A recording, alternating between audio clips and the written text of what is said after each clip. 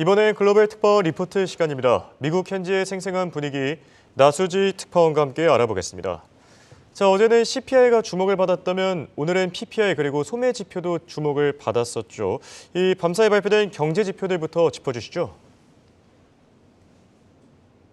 네, 일단 30여 분 전 마감한 미국 증시 소식부터 전해드리겠습니다. 이 30분 전 마감한 미국 증시는 3대 지수 모두 상승 마감했습니다. 다우지수는 0.47%, S&P 500은 0.16%, 나스닥은 0.07%에 마감했습니다.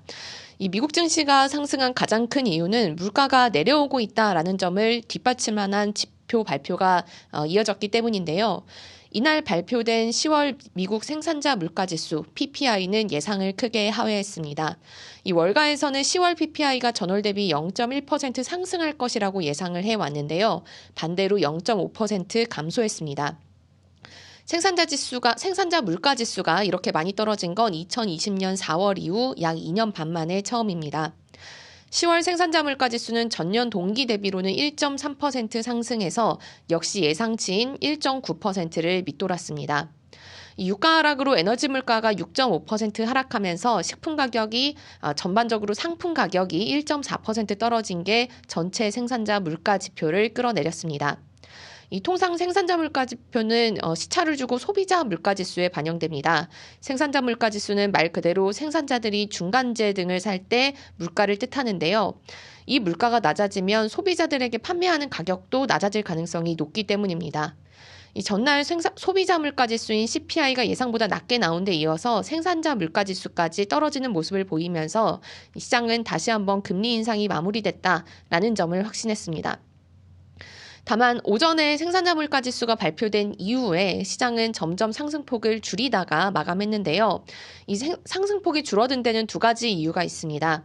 첫 번째는 미국의 소비가 아직 튼튼하다라는 점입니다. 이날 같이 발표된 미국의 10월 소매 판매는 전월 대비 0.1% 감소해서 예상치인 0.3% 감소를 웃돌았습니다. 이 미국 소매 판매가 마이너스를 기록한 건 지난 3월 이후 처음입니다. 항목별로 보면 금리가 높아지면서 자동차 판매량이 크게 줄었습니다. 이 가스와 자동차를 제외한 나머지 소매 판매는 전월 대비 0.1%를 기록해서 예상치인 0.0% 그러니까 똑같을 거다라고 예상한 것을 웃돌았습니다.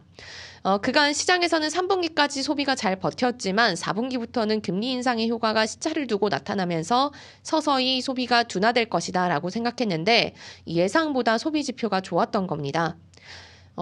증시가 상승폭을 줄인 두 번째 이유는 미국 국채금리가 올랐기 때문입니다. 어제 CPI 데이터 발표 이후 급락했던 미국 국채금리는 이날 생산자 물가지수 발표 이후 상승해서 0.098%포인트 오른 4.53%까지 치솟았습니다. 이 국채금리 급등이 시장에 부담을 주면서 미국 증시는 소폭 상승으로 마감했습니다. 자, 그리고 경제 지표 외에도 지금 미중 정상회담 또 이 셧다운 리스크 굵직한 이슈들이 많았는데요. 여기에 다소 묻혀진 이슈가 하나 있습니다. 소매업체들이 실적을 계속 발표하고 있는데 잘 나오고 있습니까? 네, 이 지금 3분기 미국 실적 시즌이 마무리가 되면서 미국 소매업체들이 실적을 발표하고 있는데요. 이날 발표된 소매업체 실적은 모두 월가 예상치를 웃돌았습니다. 하지만 4분기 실적에 대한 전망은 업체별로 조금 엇갈렸습니다.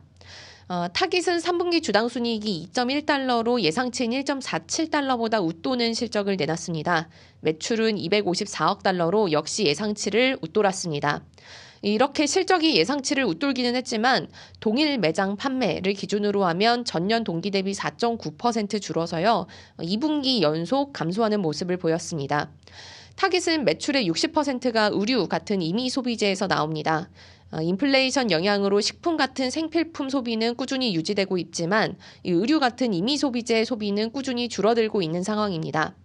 여기에 대해서 브라이언 코넬 타깃 CEO는 연말 쇼핑객들이 매장과 웹사이트에 몰려들더라도 매출이 늘지 않을 가능성이 있다라고 하면서 아직 연말 판매를 평가하기는 이른 상황이어서 추세를 주의 깊게 지켜보고 있다라고 4분기 판매를 비관하는 모습을 보였습니다. 이 반면 저가형 매장인 TJmax를 운영하는 TJX는 3분기 주당 순이익이 1.03달러로 예상치인 0.99달러를 웃돌았다라고 발표했습니다. 매출은 133억 달러로 예상치인 130억 달러를 역시 웃돌았습니다. 이 TJX의 동일 매장을 기준으로 한 매출은 전년 동기 대비 6%나 늘었습니다. 이와 함께 TJX는 올해 실적 가이던스를 한 번 더 높여 잡았는데요.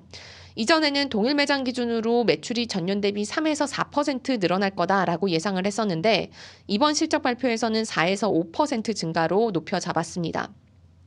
어니 허먼 TJX CEO는 TJmax를 비롯한 저가형 매장이 연말 쇼핑 시즌을 위한 쇼핑 장소로서 강력한 입지를 확보했다라고 이야기하면서 4분기 실적도 힘차게 시작했다고 연말 쇼핑 시즌 실적에 대한 기대를 드러냈습니다. 지금까지 뉴욕에서 한국경제신문 나수지였습니다.